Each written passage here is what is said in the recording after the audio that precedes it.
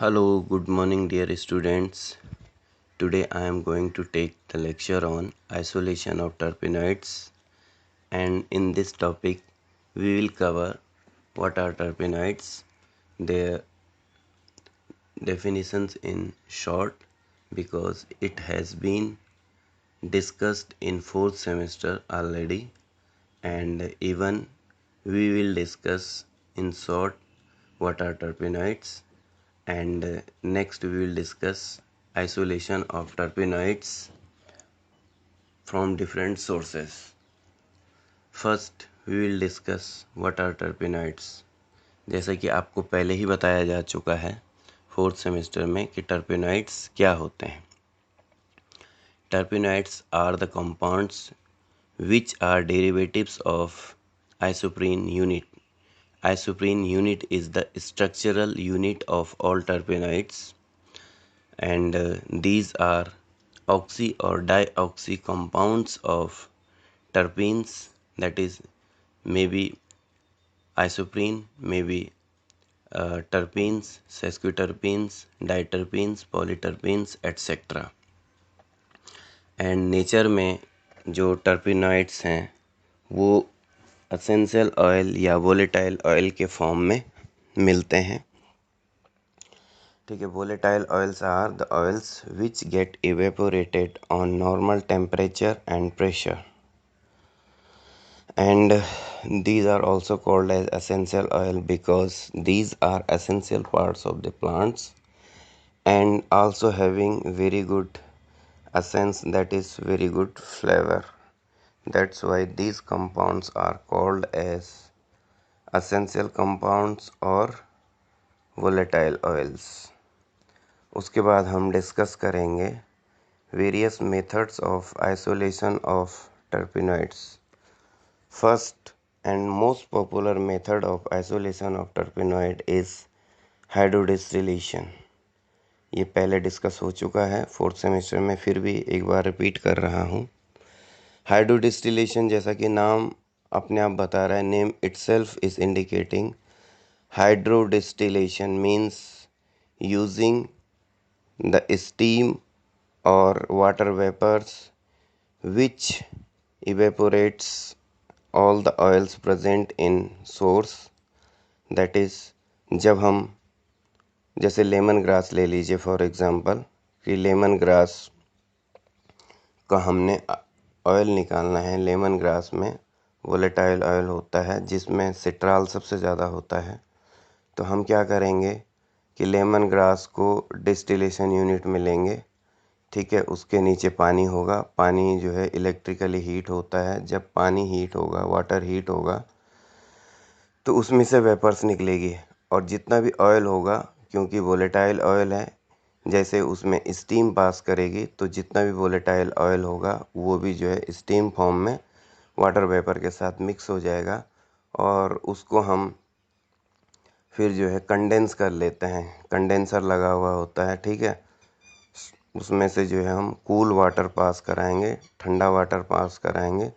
तो जितना भी जो ऑयल होता है, due to the density difference, density अलग अलग होने की वजह से, पानी की डेंसिटी, वाटर की डेंसिटी अलग होती है, ऑयल की डेंसिटी अलग होती है. अगर ऑयल लाइटर देन वाटर है तो ये वाटर के ऊपर फ्लोट करेगा और हम उसको आइसोलेट कर लेते हैं. और अगर ऑयल हैवी है तो वाटर ऑयल के ऊपर फ्लोट करेगा और नीचे से हम वोलेटाइल ऑयल को आइसोलेट कर लेते हैं. उसके अलावा इन्फ्लूरेज एंड यूसील मेथड्स होते हैं वोलेटाइल ऑयल को आइसोलेट करने के लिए, ये पहले डिस्कस हो चुके हैं.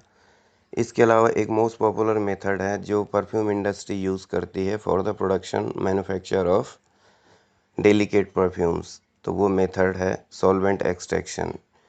क्योंकि डेलिकेट परफ्यूम बहुत ही ज़्यादा डेलिकेट होती है, अगर हम वहाँ पे हीट अप्लाई करेंगे तो वो डिग्रेडेट हो सकती है, उसकी ओवरऑल क्वालिटी ख़राब हो सकती है. That's why perfume industry uses solvent extraction for the isolation of volatile oil, that is essential oil, that is very good flavoring volatile oil.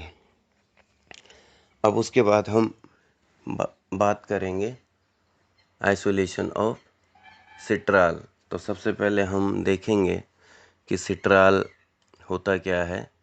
And Citral का अकरेंस क्या है, यानी उसका सोर्स क्या है, कहाँ कहाँ से हमें सिट्राल मिल सकता है। तो सबसे पहले है Citral is 3,7 dimethyl 2,6 octadienol or limonal is either a pair or a mixture of terpenoids with the molecular formula C10H16O। यानी सिट्राल का फॉर्मूला C10H16O होता है एंड ये हमें जो है दो आइसोमेरिक फॉर्म में मिलता है। One is citral A, other one is citral B. Citral A is also called as geranial, citral B is also called as neral. ठीक है, तो ये जो इसका डबल बॉन्ड होता है सी डबल बॉन्ड सी, वहाँ पर से इसके दो एनन्सोमर से इसे डिनोट किया जाता है। वन एनन्सोमर या one isomeric form is called as E isomer, that is citral A और geranial. Another one isomer is Z isomer, that is also called as नीराल और सिट्राल भी। कुल मिलाकर के कहने का मतलब ये है कि जो सिट्राल है ये दो आइसोमेरिक फॉर्म में मिलता है। One is citral A, another one is citral B. Citral A को हम जिरेनियल या ई आइसोमर कहते हैं, सिट्राल बी को हम नीराल या जेड आइसोमर कहते हैं। ठीक है, उसके बाद हम बात करेंगे तो ओलिम ट्रेड क्या है, मैं तुरंत रजिस्टर कर। उसके बाद हम बात करेंगे इसके सोर्स की। ठीक है, इसका सोर्स क्या है, यानी इसका अकरेंस क्या है। ठीक है, तो ये जैसे बताया जा चुका है कि ये दो आइसोमेरिक फॉर्म में होता है। ठीक है, इसके सोर्स हैं लेमन ग्रास हो गया। ठीक है, इसके अलावा जैसे लेमन ट्री हो गया एंड और भी इसके सोर्सेज होते हैं, वो हम वन बाय वन करके डिस्कस करेंगे। सबसे पहले देखते हैं इसकी फिजिकल प्रॉपर्टी क्या होती है।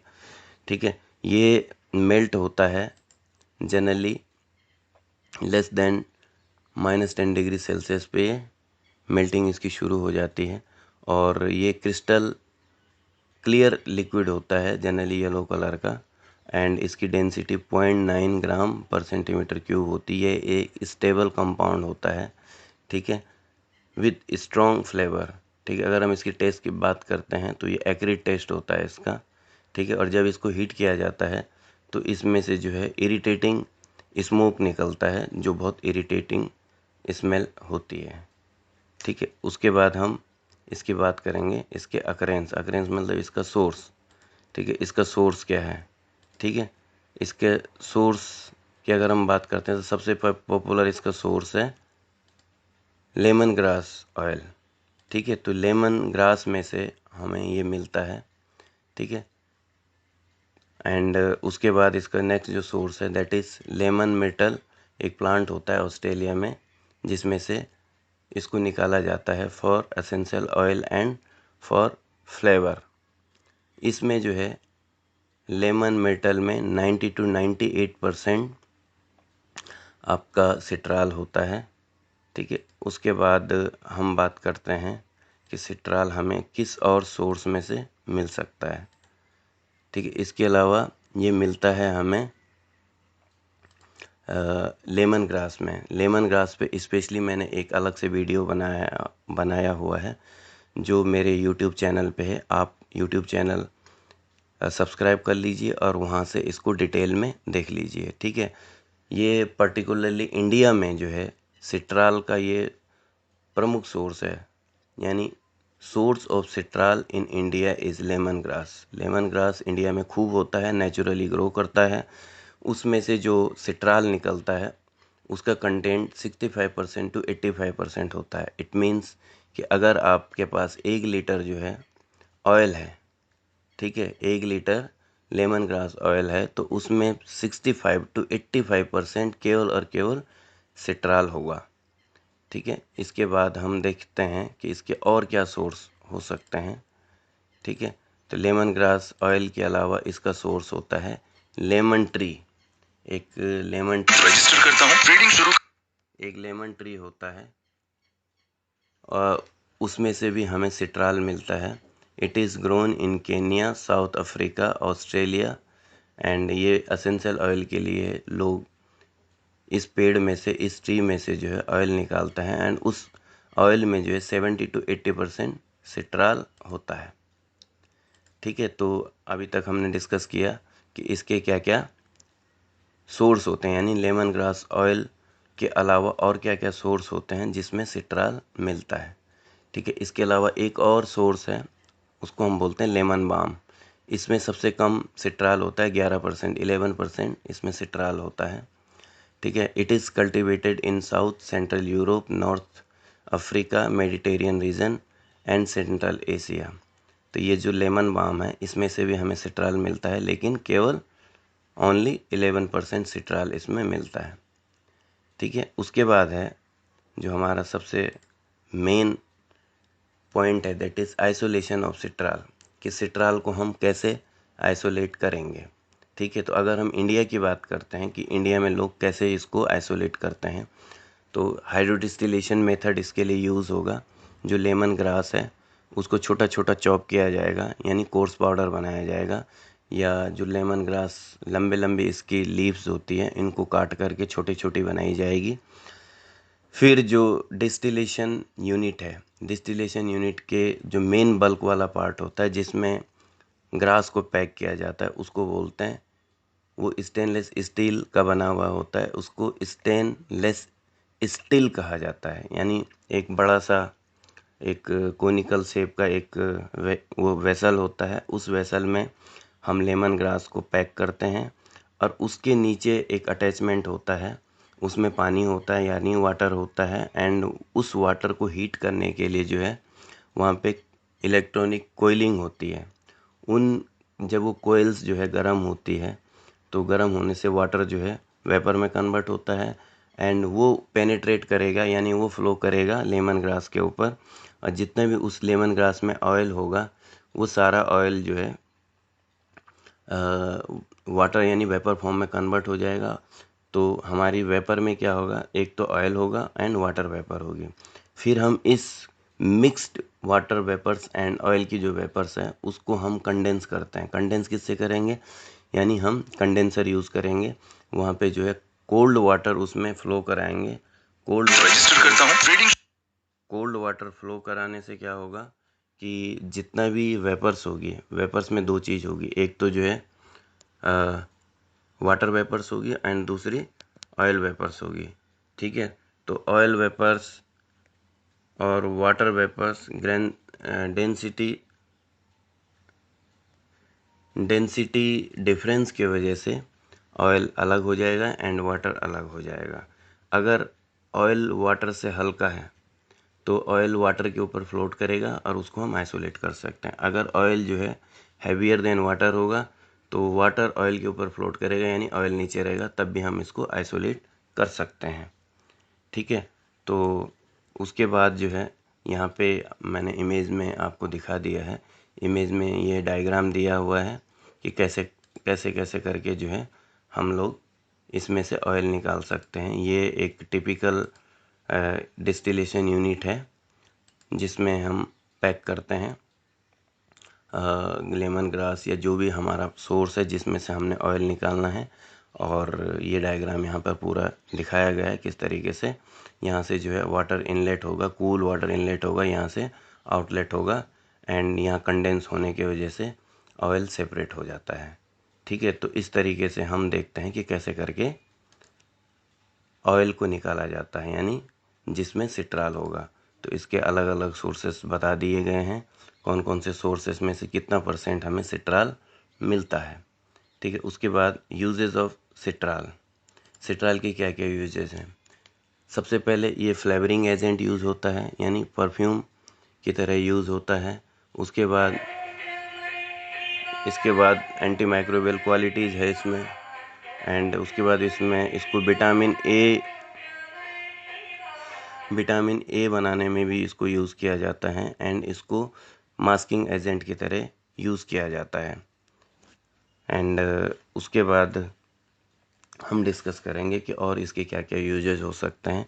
इसके जो यूजेस हैं वो मैंने ऑलरेडी जो है यूट्यूब चैनल में बता दिया है, आप वहाँ देख लीजिए, मेरा यूट्यूब चैनल सब्सक्राइब कर लीजिए। एंड उसके बाद जो है जो भी आपकी क्वेरीज़ है इस सिट्राल में से, वो आप कमेंट सेक्शन में लिख लीजिए। कमेंट सेक्शन में मुझे भेज दीजिए, मैं उनको एक एक करके आंसर करने की, एड्रेस करने की कोशिश करूँगा। आप उम्मीद है कि आपको ये वीडियो पसंद आया होगा और इसको अच्छे से देख लीजिए, समझ लीजिए। फिर भी अगर आपकी कोई क्वेरी है तो कमेंट सेक्शन में लिख भेजिए एंड मैं उनको 1 बाय 1 करके दूर करने की कोशिश करूँगा। उम्मीद है आपको यह वीडियो पसंद आया होगा। आज के लिए इतना ही। हेलो डियर जय हिंद, स्टूडेंट्स, जय भारत। अब हैव ए हम गुड बात डे। करेंगे कि सिट्राल से रिलेटेड क्या क्या क्वेश्चंस कम्पिटिटिव एग्ज़ाम्स जैसे थैंक यू फॉर जीपैट हो लिसनिंग गया, carefully this paramilitary video. Forces में फार्मासिस्ट की पोस्ट निकलती है, मिलिट्री में निकलती है, रेलवे में निकलती है, और जो अदर बॉडीज़ हैं सेंट्रल गवर्नमेंट की जैसे ईएसआई हो गया, एलआईसी हो गया, बैंकिंग सेक्टर हो गया, तो इनके अपने हॉस्पिटल होते हैं और यहाँ पे फार्मासिस्ट की पोस्ट निकलती है सेंट्रल गवर्नमेंट में भी, और स्टेट गवर्नमेंट के जो अपने हॉस्पिटल्स होते हैं, community hospitals, primary health centre, district hospitals, यहाँ पे भी पोस्ट निकलती है।